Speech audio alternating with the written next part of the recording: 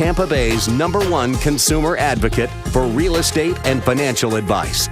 Call Brandon today at 813-917-1894. And we're back. Brandon Rhymes here, Consumer Quarterback Show. Telling you something good. We always like to tell you something positive in our feel-good segment of the day.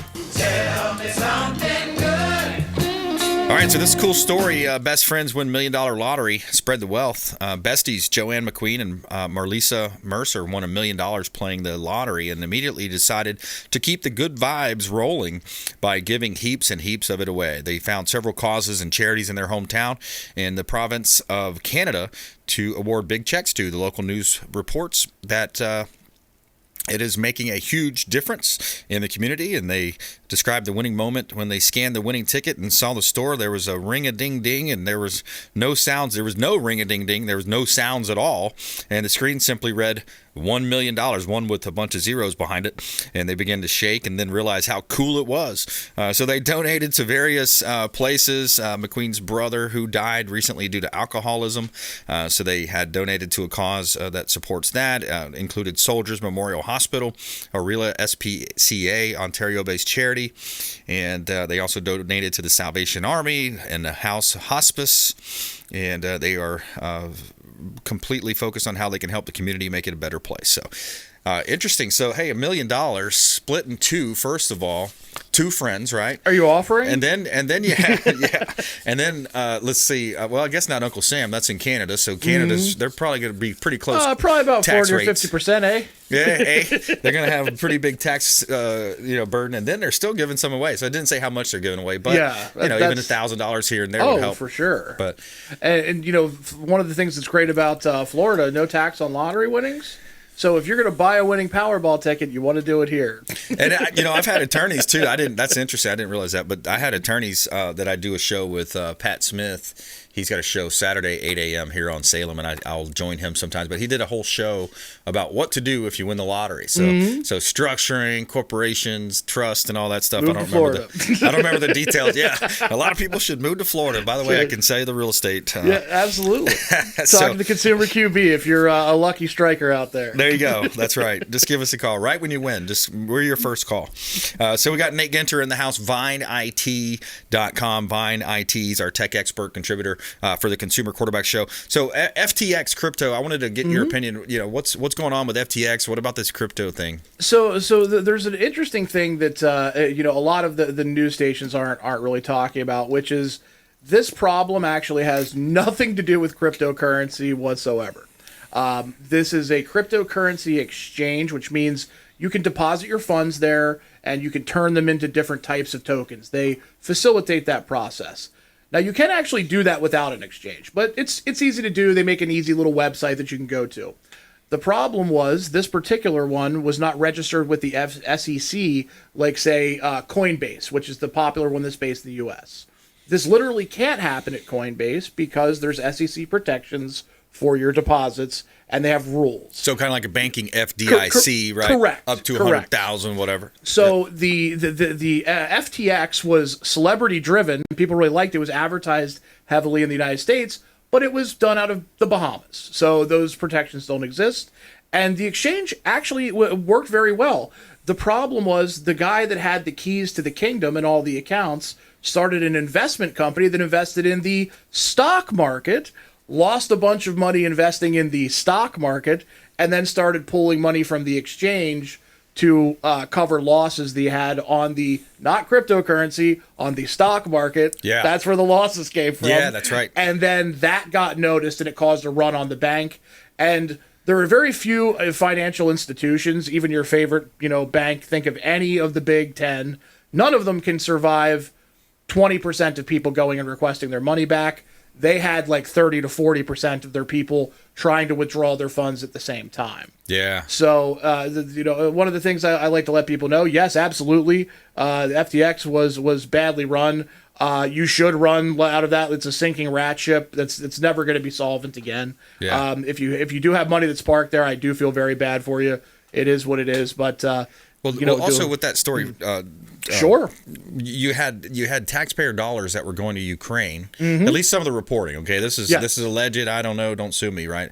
But the money who supposedly went to Ukraine came back through FTX through certain vehicles, and then FTX reported $40 million to Democrat candidates. So again, I've done a little research for my appearance here today. That's why I like having you on.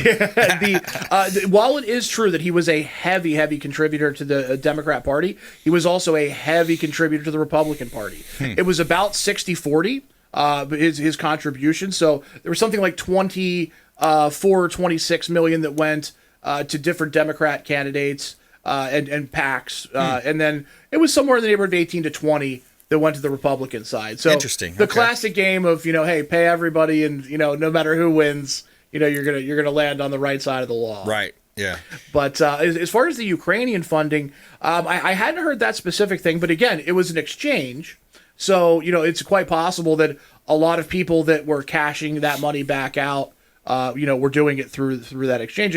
Up until he started having those massive losses, it was functioning like anything else. It was one of I'd say the big five exchanges. If you're out there and you're ever thinking about, getting some cryptocurrency, again, I don't advise using cryptocurrency as an investment mechanism.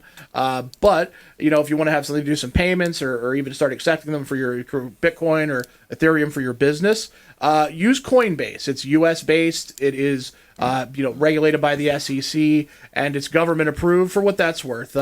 It's also worth mentioning Bernie Madoff's hedge fund was also SEC approved, and he sat on the board of the anti-pyramid scheme boards and these things. So, it's what is that? What do they say? The rooster in the hen house? Yes. So, hey, we have time for one of these stories. Which do you want to do? The Black Friday warnings, or do you want to talk about the Gmail/Office 365? Let's talk a little bit about Black Friday, just because it's heavily in the news. Now is a great time. If you're in the market for things like TVs, smartphones, tablets, all those, high-end electronics, you're going to find the deepest discounts on Black Friday and on Cyber Monday. There's an app out there called Deal News. I was just telling your esteemed producer about here earlier.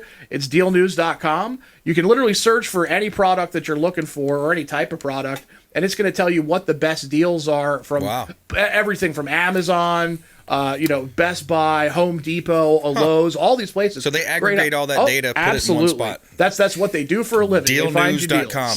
Yep. Wow, that's pretty cool. So highly recommend it out there for you. That's a good nugget. So Nate Ginter here on the Consumer Quarterback Show. I'm your host, Brandon Rhymes, and Nate can help you with your business, your computers, your tech, anything technical. We got about a minute left, Nate. Yeah, so if there's anybody out there who's in the Tampa Bay area, whether we're heavily in the legal, financial services industries, we've got companies that are in manufacturing that make T-shirts. We handle businesses of all shapes and sizes. If you've got tech challenges or problems, reach out to us on our website, vineit.com. You can schedule a free consult. I'm always happy to talk to anybody, and I'll point you in the right direction. Even if you're, not a great fit for us or we're not a great fit for you, I'm going to make sure you leave better off than when you came. So don't let something nag you or don't wonder about your security. Give us a call. We can help point you in the right direction. Yeah, there's a lot of things to consider as a business owner these days. You got marketing, you got legal, you got tech, you got so many different things. Being a business owner, it can get challenging, it can get overwhelming. But when it comes to tech, Vine IT's got you covered. Hey, until UNICEF gets into it, we're the people to see. There you go. All right, good stuff. Hey, always a pleasure, Nate. Thanks for coming in. VineIT.com. And another great show. I want to thank our producers, Alex and Brian today, Jose behind the scenes, putting the show together. We had a great show. Attorney Frank Miranda, Brandon Faust, Mold Solutions, USA. And we want you to please go out there and consider committing a random act of kindness. Do something kind for one another. Be a force for good in the community and continue to support our show. We greatly appreciate your support at consumerqb.com. Follow us online at Brandon Rhymes1 on Instagram, Twitter. You can download our podcast as well, iTunes, Spotify, and our YouTube channel as well. We'll see you next time. You've been listening to The Consumer Quarterback, Brandon Rhymes. Whether it's real estate, consumer, or financial advice, let Brandon call your next play. Call Brandon Rhymes at 813-917-1894. That's 813-917-1894. Online at consumerqb.com. And join us next time for The Consumer Quarterback Show.